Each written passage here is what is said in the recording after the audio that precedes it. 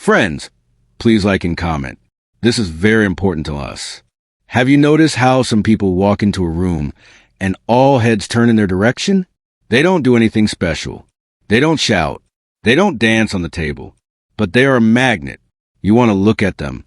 You want to like them. Do they want it themselves? Most often, yes. And this is not magic. This is a skill. Dirty, dangerous, but incredibly effective. This is the dark psychology of charm. Robert Greene, the author of sensational books about power and seduction, did not discover anything new.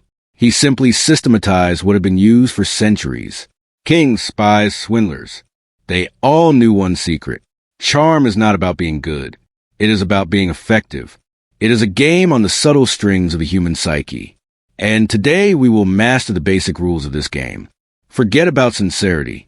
This is not about that now. It is about turning on a certain regime in yourself.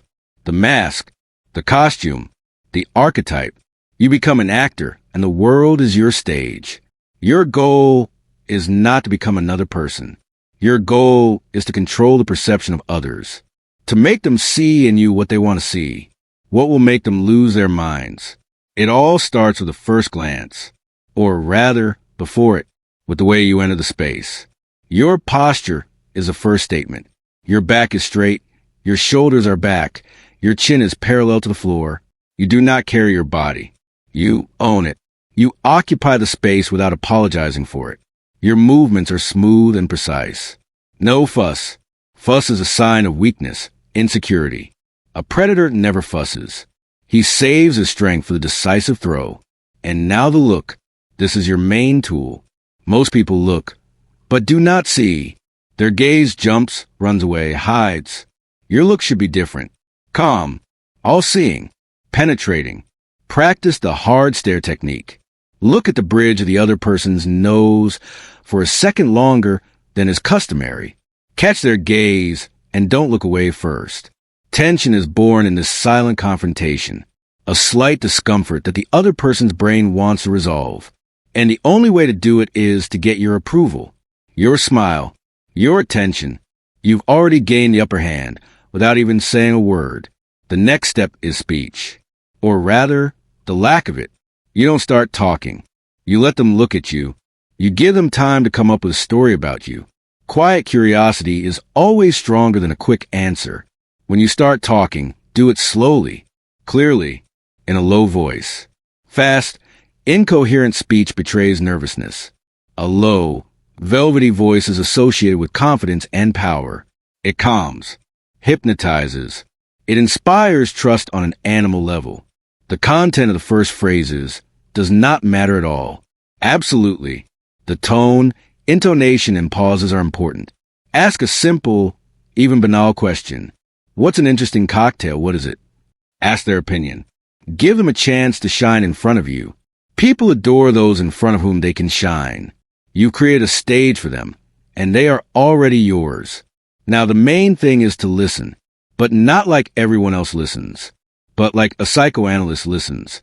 Attentively, without judgment, with complete immersion. Look into the eyes. Nod. Assent. Use the mirroring technique. Subtly copy their posture, their gestures, the tempo of their speech. The human brain is simple. It trusts those who are similar to it. You create the illusion of a kindred spirit, the illusion that you understand them at a glance. But there is a danger here. If you overdo it, it will look like a mockery. Everything should be subtle, almost elusive. Copy a gesture. In a minute, return to your natural posture. And now comes a blow. The principle of selective coldness. You have given the person attention. He has sensed your sympathy. He is almost certain that he has tamed you. And then you turn away, switch to someone else. You compliment not him, but his friend. For a second, your gaze becomes absent. What is going on in his head? Dissonance. Just a minute ago, he was the center of your universe. And now, he has been thrown overboard. The brain hates dissonance. It demands that it be resolved. And the only way is to win your attention again. Your affection, your warmth, his interest in you soars. He no longer just wants to talk to you. He wants to return the feeling that you gave him and so insidiously took away. You have created an emotional roller coaster, and everyone gets hooked on it. Remember, you are never chasing. You are always the object of the hunt. Your job is to give the hook and then pretend that you are not interested. The fish will fall for it. And the last, most important rule, never show your true motivation. Your game must be perfect. You are a mystery. You are a dark horse. You give people not facts about yourself, but hints. Vague stories that can be interpreted any way you like. You allow them to imagine your image themselves. And a person will always imagine what he wants to see. You are a blank canvas for their projections. You are neither evil nor good. You are the void that reflects their deepest desires. For one, you will be a mysterious stranger. For another, a lost soulmate. You are a mirror. And people always fall in love with their own reflection. This is Greene's method. Cruel? Certainly. Manipulative? Absolutely. But it works without fail. Because it speaks the language of human instincts. The language of power and desire. You can put on this mask. Become this predator. Make people fall in love with you at first sight. But remember, when you play with dark psychology, you always take a risk. You risk losing not only them, but yourself too. The game has begun. You are no longer just a person. You are a strategist. Every word, every gesture, every pause is a move, calculated and ruthless. You have created the initial tension, caught their eye, sparked curiosity. Now you need to fan it into a flame of obsession. But how? Casual conversation will kill all the magic. Your speech should be uninformative, but emotionally charged. You do not talk about the weather or work. You speak in the language of hints and symbols. Ask questions that make the person dig into themselves. Not what do you do for a living, but what project makes you feel alive. Not have you ever vacationed in Spain, but what place took your breath away. You do not listen to the answer to find out the facts. You catch emotions. You look for pain points and the most secret dreams. And as soon as you find them, you immediately react to them. Here he is, talking about his dream of becoming a musician, but he is afraid to quit his desk job. Your eyes light up. You lean in closer, lower your voice to an intimate whisper. Fear is just the flip side of real desire. The fact that you are afraid only proves how important this is to you. This is not just support. This is a mirror that you hold up to his soul. He does not just hear your words. He sees in your eyes the brave person he wants to become, and he connects this image with you. You become a conduit to his best self. And now the trap, the principle of emotional catharsis. After a light and pleasant conversation, you suddenly pause. Your gaze becomes serious, even a little sad. You allow the mask to slip for a moment. You know, I usually don't talk about this with strangers, but you seem like a person who can understand. And you share a story. But not just a story. The story of your vulnerability. Strictly thought out and verified. This is not a real weakness. This is a demonstration of controlled vulnerability. You talk about your failure or weakness, which in fact hides strength. For example, I, too, was once afraid to take risks. The routine was eating me alive. And one day I just snapped. Quit. The first months were hell. But it was my hell. My choice. And now I understand that that darkness was necessary to see the very light I am going to. What did you do? You did not whine. You showed the struggle. Overcoming. The strength of spirit hidden under a thin layer of vulnerability. You created a powerful emotional connection. You let the person see what he thinks you are hiding from everyone. He feels chosen, special, allowed into your sanctuary. His trust in you soars. He wants to give you the same. He wants to open up in return.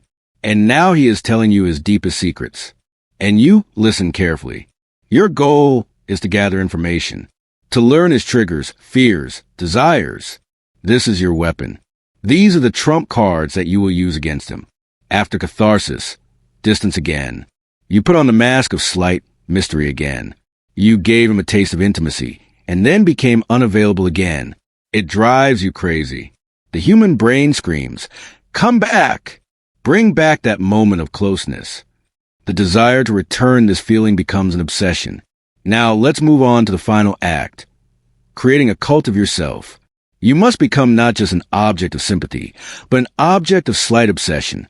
To do this, use the principle of shadow presence. You disappear, not completely. You remain on the radar. Social networks are your main weapon. You do not post meaningless selfies. Each of your posts is a hint. This message is for one person, even if thousands will see it.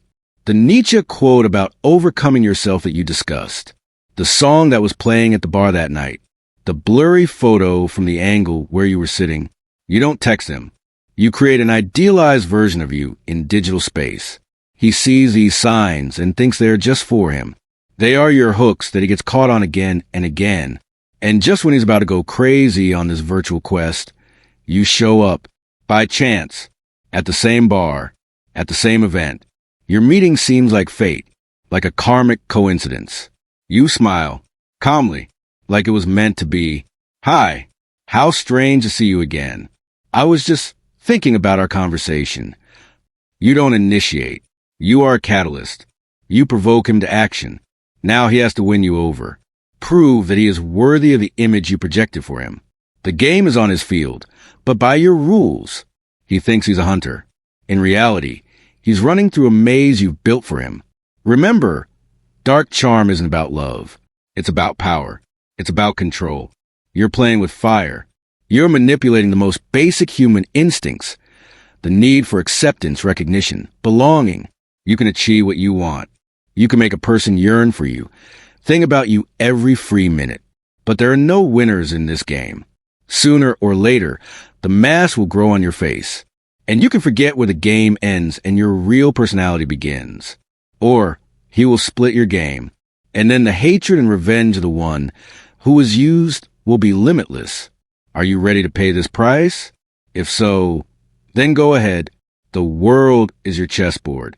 People are pawns in your game, but never forget that you yourself are a pawn in someone else's, even more complex game. You have reached the critical point. The first stages have been completed. Interest has been provoked. The emotional swing has been launched. The illusion of a kindred spirit has been created.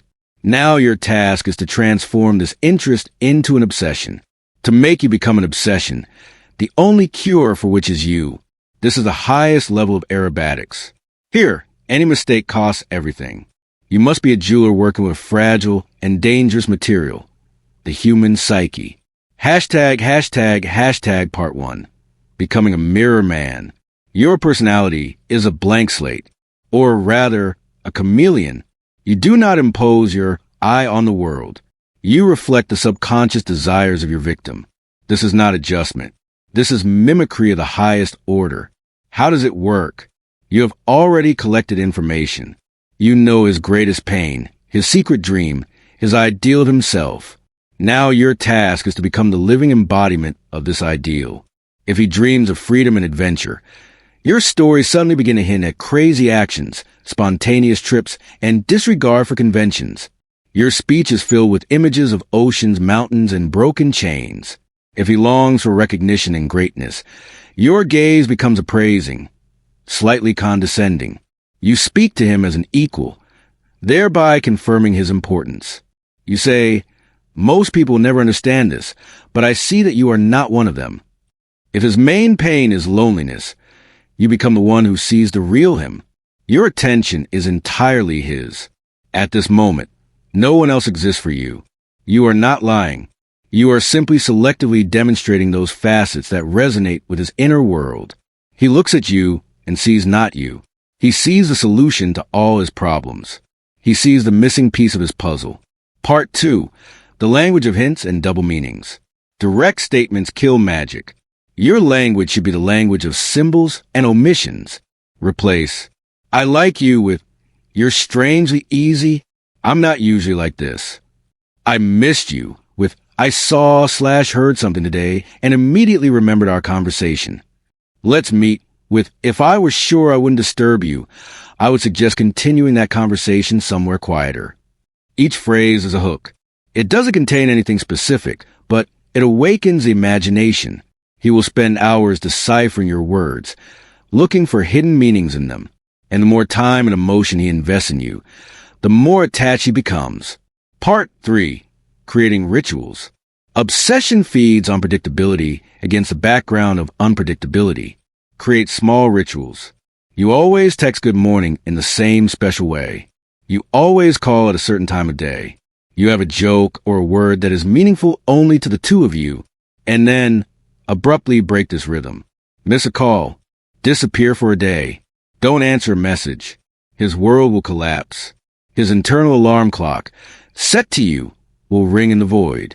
Anxiety will reach a peak. And when you return with an easy, meaningless excuse, it was just a crazy day, he will experience a relief comparable to a high. You gave him medicine again, and he is ready to pay even more for it. Part 4. Controlled isolation. To make the obsession total, you need to gently cut off the object from other sources of validation. Do it subtly. Your friends are nice, of course, but they do not appreciate your depth at all. They are using you. Your work eats up all the best that is in you. You deserve more. Only you and I understand how all this really works. The rest are just sleeping. You don't order him to cut ties. You sow the seeds of doubt. You create the feeling that only you truly understand him, that you are his only refuge in this stupid world. Gradually, his world narrows to you. Your opinion becomes the only important one. Your attention is the only currency that has value. Part 5. The final chord, alternating reward and punishment.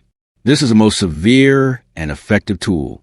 Behavioral psychologist B.F. Skinner proved that the most effective way to form stable behavior is a variable schedule of reinforcement.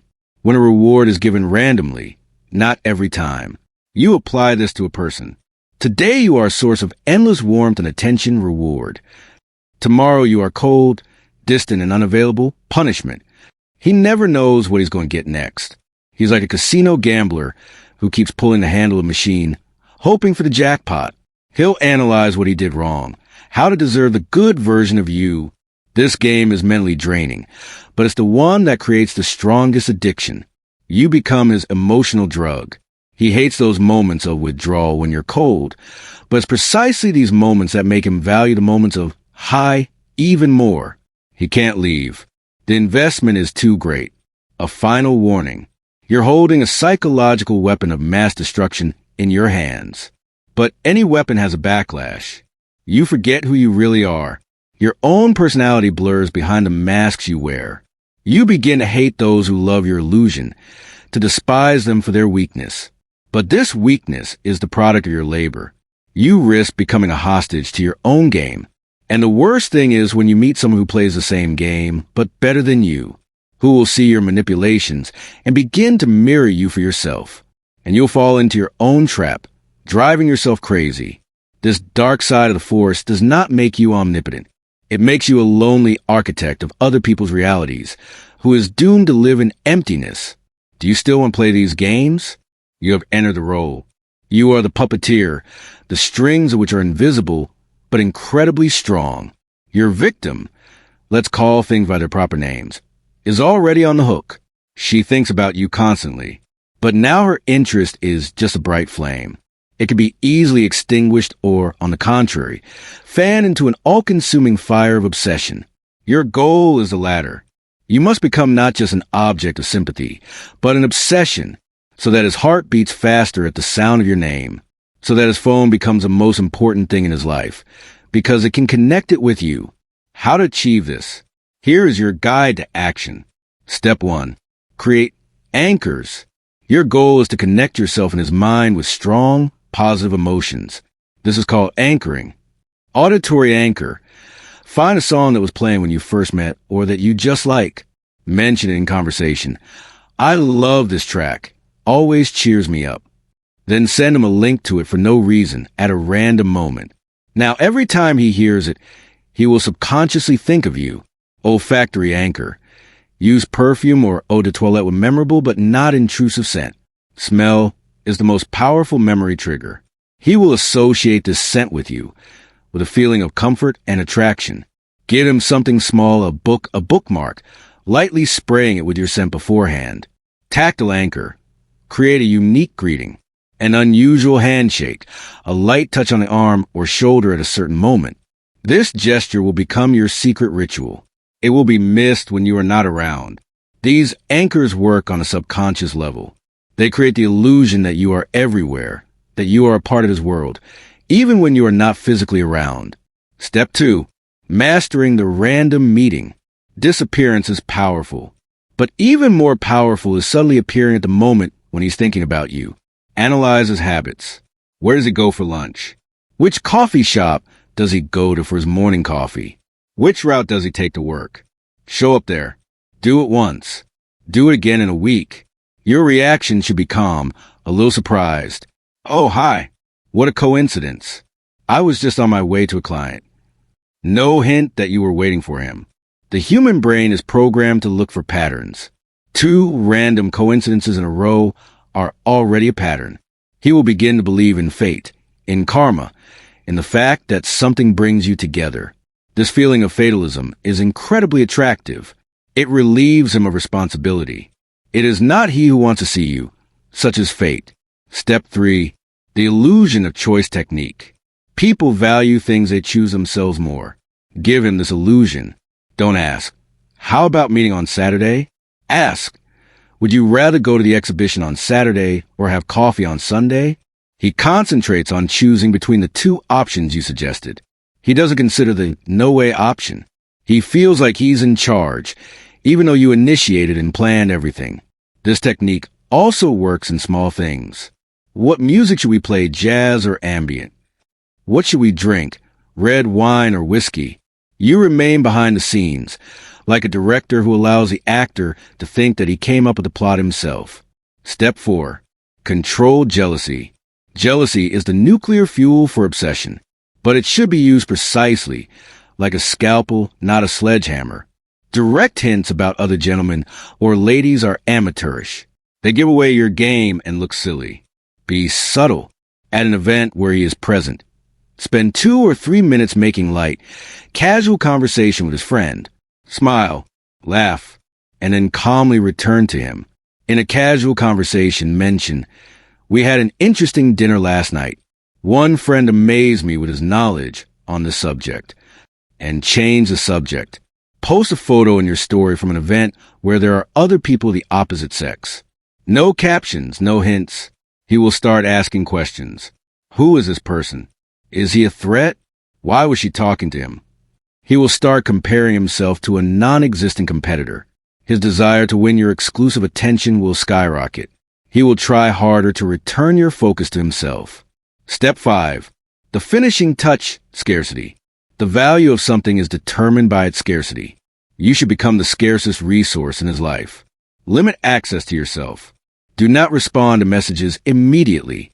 Wait. The answer may be warm and detailed, but come an hour or 2 or even in the evening. Your time is a luxury. Can't meet?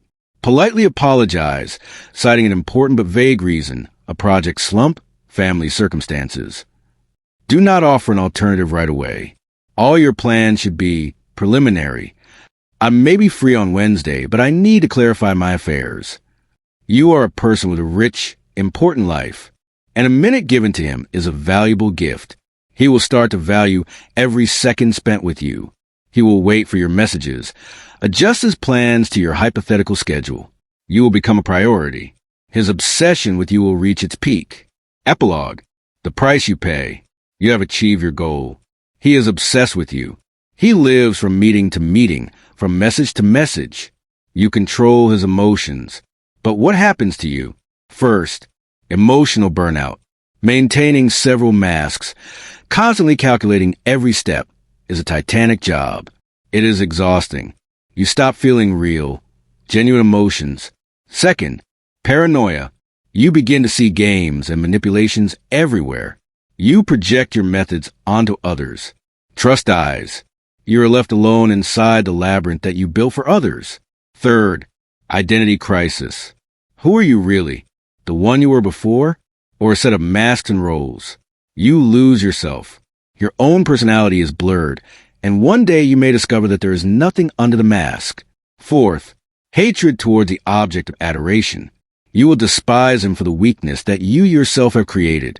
His submissiveness will disgust you. You wanted power, and got it over someone you do not respect. Dark charm is a double-edged sword. It gives a feeling of power, but takes away the soul. You become the architect of other people's realities and a hostage of your own illusion. Is the game worth the candle? Only you can decide. But remember, he who plays with fire sooner or later gets burned, and often burns to ashes.